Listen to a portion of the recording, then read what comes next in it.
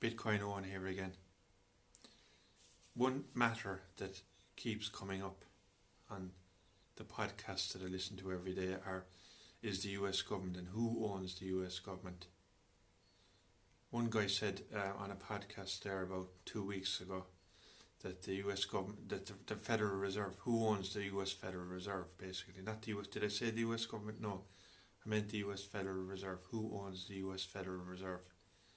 And one guy said that it's privately owned, and people have been saying that for years and years and years in the alternative media on YouTube, this platform, YouTube, that the US government is privately owned. They refer to the book The Creature from Jekyll Island. Your man Robert Breedlove on What Is Money, I think he goes along with that argument as well, that the US government, or that the US Federal Reserve is privately owned.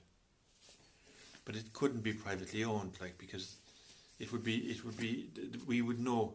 They wouldn't be able to keep that, something like that, as big as that, a secret for very long.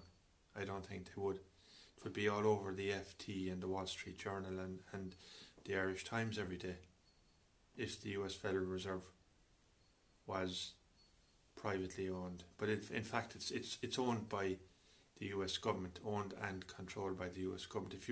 I went to ChatGPT and AI, and I asked the AI who owns the US Federal Reserve, and it responded.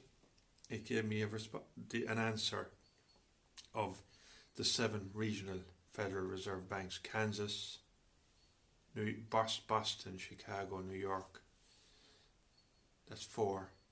There's 3 others, maybe I think Sacramento or somewhere like that in California. The bank of, it's not San Francisco, might be San Francisco, the San Francisco Fed. They call it the San Francisco Fed, that'll be the 5th one. And there's probably one down south as well, 2 maybe, down south. There's none in Texas, I'd say. I don't think there's one in Florida.